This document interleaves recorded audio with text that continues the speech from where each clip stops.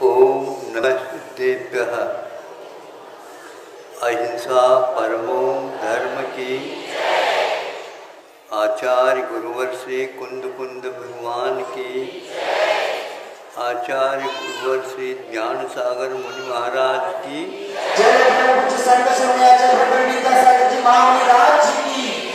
समस्त आचार्य संघ की।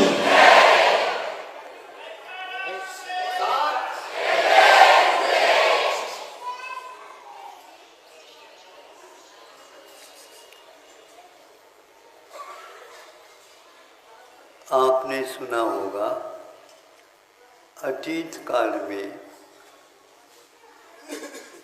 सेना किस प्रकार अपनी रक्षा करते हुए रणांगन में कूदती है और एक हाथ से वह अपनी रक्षा करती है और एक हाथ से जो विपक्ष है, जो विपरीत मार्ग पर है, उसके ऊपर तलवार का प्रयोग करती। ये दोनों हाथ राजा महाराजाओं के काम में लगे रहते। एक हाथ से अपनी रक्षा कैसे करते? यूं यूं करके ऐसा तो नहीं होगा। तो उसके एक हाथ में ढाल रहता। ढाल, ढाल समझते हो? ये छेड़हारा में आपको मिलेगा। छेड़हाल एक ऐसा ग्रंथ का संपादन किया दौलत राम जी ने, जिसमें आप लोगों के लिए पूरे संक्षेप से किंतु सार के रूप में लिखा। उसमें अंतिम दो ढाल ऐसे हैं, 12 भावना और एक मुनियों की चर्या क्या होती है, बनने से लेकर के अंतिम स्थिति तक पहुंचाने वाला वर्णन उसमें मिलता। ये ढाल आपके लिए संक्षेप किंतु बहुत उपयोगी है। कई श्रावक इसका पाठ भी किया करते हैं। तो राजा के हाथ में एक हाथ में ढाल है। ढाल के अलावा कुछ भी नहीं मिलता क्या? हाँ सुनो, उसके ऊपर पर की तरफ से तलवार चला भी जाए तो भी यूं कर दो तो वहीं के वहीं उसके ऊपर प्रहार होगा, किंतु उसका बाल बांका भी नहीं हो सकता। इस प्रकार ये ऐसी कहाँ से चीज लाई गई, ये पूछा जा सकता है। तो बताया जाता है वह लाई नहीं गई, वह रह जाती। किसी एक प्राणी का वो छोड़ा हुआ एक या छूटा हुआ एक शरीर है, जिसको संस्कृत में कूर्म बोलते हैं, दक्षिण में कछुआ बोलते हैं। आप लोगों की भाषा में कौन सी? कासो। हाँ कासो, कासो। हाँ कन्नड़ में क्या बोलते हैं? आमे, आमे, आसो। तो वह क्या विशेषता है उसमें? जब एक स्थान से दूसरे स्थान पर बहुत धीमी गति से चलते हैं, एक खरगोश की गति होती है और एक कछुए की गति होती है। वह गति करते एक रास्ते से दूसरे तक पहुंचने के लिए बीच में कई वाहन आ जाते हैं, कहीं और भी प्रतिरोधी जीव जंतु आ जाते हैं, तो यह होते हुए भी अपनी रक्षा करते हुए अपनी मंजिल तक, अपने घर तक वह सुरक्षित पहुंच जाता है।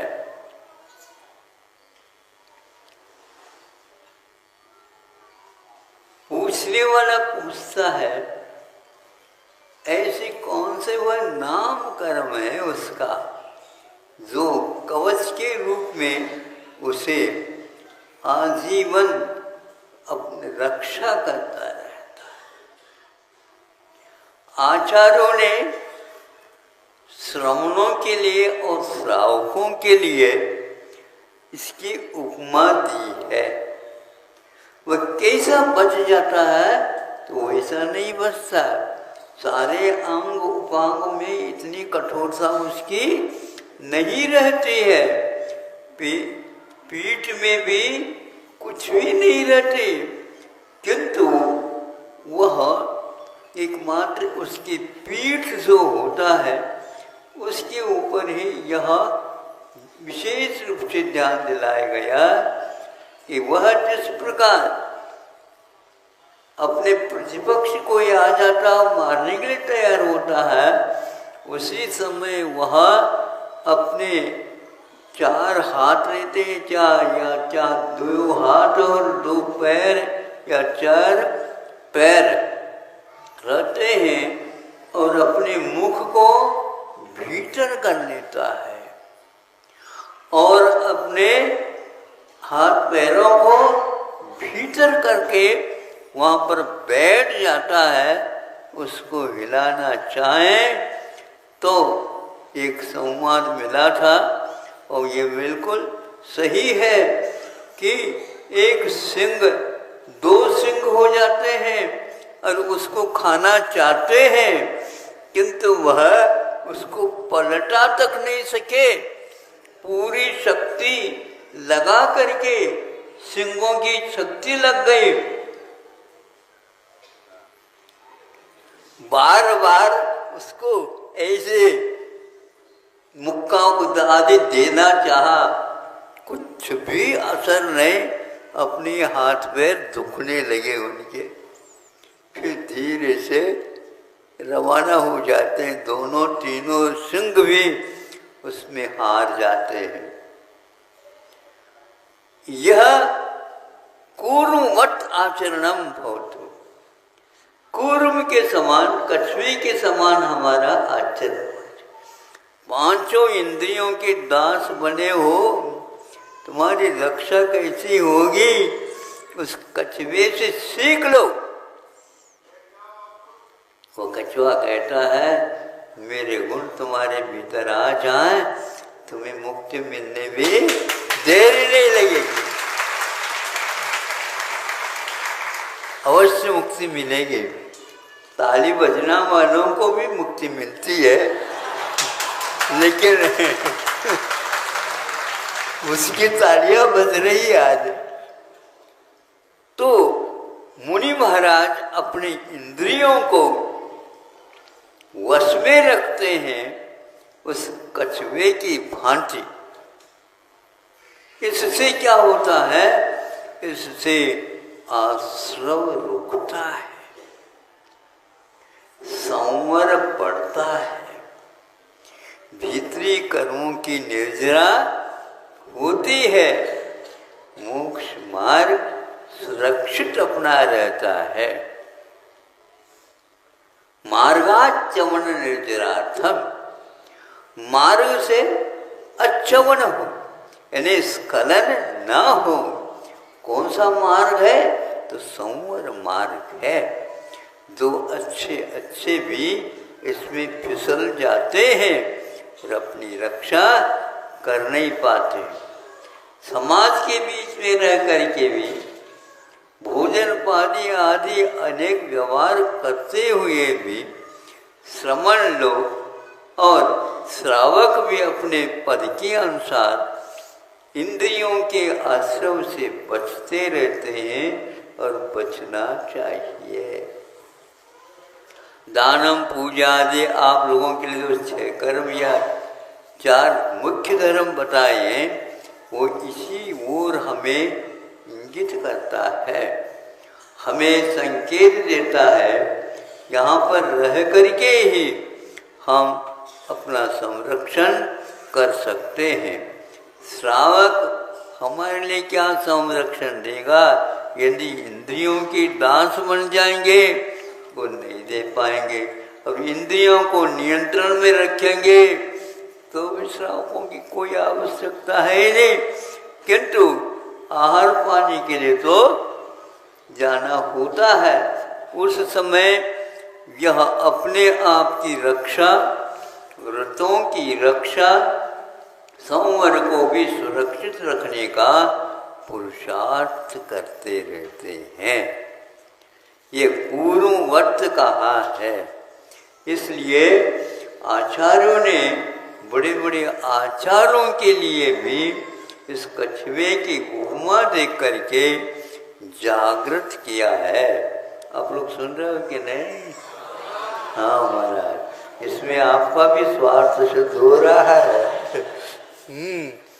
इस प्रकार आपको सब, जैसे दुकान में ग्राहक दूर दूर से आते हैं, माल खरीदने आते हैं और आप उसको बेच भी देते हैं, किंतु वो मांसाहारी भी हो सकते हैं और भी हो सकते हैं, किंतु उससे केवल व्यापार के उद्देश्य रख करके आप लोग उससे भी बच जाते हैं। कोई शराबी आया, शराब पी कर गए तो हम कैसे करें, पहचाने कैसे? तो बस इतना ही है, आप उसके साथ व्यवहार इस ढंग से कुशलतापूर्वक करेंगे जिसके द्वारा अपना अर्थ भी विकास को प्राप्त हो, हमारे काम में आए। इस उदाहरण से हमें लगता है कि हमारे उदाहरण देख करके संसार के लिए क्या उद्बोधन मिलता है। तो आचार्य कहते हैं कि ऐसे संसार को जो राग में, द्वेष में, इत्यादि में डूबा है, विषय और कषायों को सुख का साधन मानता है, उसके लिए कहे सीख गुरु करुणा धार। करुणा को धारण करके हम लोगों के लिए सीख देते हैं। ये दौलत राम के द्वारा लिखी हुई पंक्ति ही है, क्योंकि ये करुणा के साथ जब कह देते हैं, सुनने वालों को भी लगता है इनको क्या पड़ी है, क्या स्वार्थ है। हमारे कल्याण के बारे में भी सोचा जा सकता है, क्यों नहीं सोचे? वो स्वयं जनता सोचेगी और आपका कर्तव्य है, जिस प्रकार आपको दिशा बोध मिल गया, मार्ग मिल गया, दूसरे का सहयोग मिल गया, तभी आप काम करते हैं। आपके लिए कैसे सहयोग मिल रहा है? किसान समय पर बीज यदि नहीं बोता तो आप नोट का बंडल खाओ, जैसे गैया खा जाती है, उससे पेट भर नहीं सकता। हाथ पाव आटा चाहिए, यही एकमात्र। अब वह उत्पन्न करता है, अपने स्वयं के लिए भी करता है, लेकिन साथ साथ दुनिया को भी अपने निगाह में रखता है। उचित वह अपना वेतन लेकर के और आपको बेच देता है। उचित वेतन दे करके उस दुकानदार को या किसान को भी आप संतुष्ट कर देते हैं। ये व्यवहार समीचीन तब तक बना रहता है जब तक किसान के मन में भी खोट ना हो और आप लोगों में भी खोट ना हो। होता है कि नहीं खोट? आप तो बैठे बैठे, छाया में बैठे बैठे एकदम भाव उड़ा देते, और एकदम जब खरीदना है तो भाव बता देते। ये आपके हाथ में रहता है, व्यापार आपके हाथ में, लेकिन भगवान देख रहे हैं सब ये। नहीं समझे। और किसान भी देख लेता, देखो अभी तक तो घटन बढ़न भाव में नहीं हुआ और आज हम आपके यहाँ गाड़ी लेकर के भर करके आए हैं और आपने बिल्कुल सस्ता बना दिया। या आप सोच लो, फिर भी वह कुछ भी नहीं कर सकता, क्योंकि हम अपने घर में इसको रख नहीं सकते, क्योंकि यह बाहर देने योग्य है। इस प्रकार हमें भी आता है कि भैया ये लोग आए हैं, थोड़ी बहुत प्रवचन इनको दे दो। आपका समय तो हो गया है, कल तो 3 मिनट ज़्यादा हुआ था, इसलिए ध्यान में रखो। आज नए नए आ जाते हैं, इसलिए पुनः प्रतिदिन कहना ही पड़ता है। थोड़े में भी आप लोग बहुत कुछ फल पा सकते हो। थोड़ा पुरुषार्थ करो, अपने इंद्रियों के ऊपर नियंत्रण रखो और अपने मन के ऊपर सर्वप्रथम नियंत्रण रखो। उछल कूद करता रहता है, नहीं समझे। बछड़े को गैया कैसे पालती है, उसके गले में अभी पट्टा नहीं बांधा, रस्सी नहीं बंधी, बंधने की कोई आवश्यकता नहीं। उसकी रस्सी का काम स्वयं गैया करती रहती है, रंभाती है तो वो भागता आ जाता है, नहीं समझे। आगे तो जो भाग करके दौड़ भी जाता है, फिर इसके उपरांत पुनः आ जाता है। इसी प्रकार मन का खेल है। मन को नियंत्रण रखना, आंखें बंद करना आसान है, कान भी नहीं सुनना आसान है, हाथ पैर अपने नियंत्रण में रखना आसान है, सब कुछ आसान होते हुए भी आसमान को छूना भी आसान है, लेकिन मन को बोलो, मन का नियंत्रण बहुत महाराज कठिन है। कठिन प्रश्न का हल करना ही विद्यार्थी को रस आता है।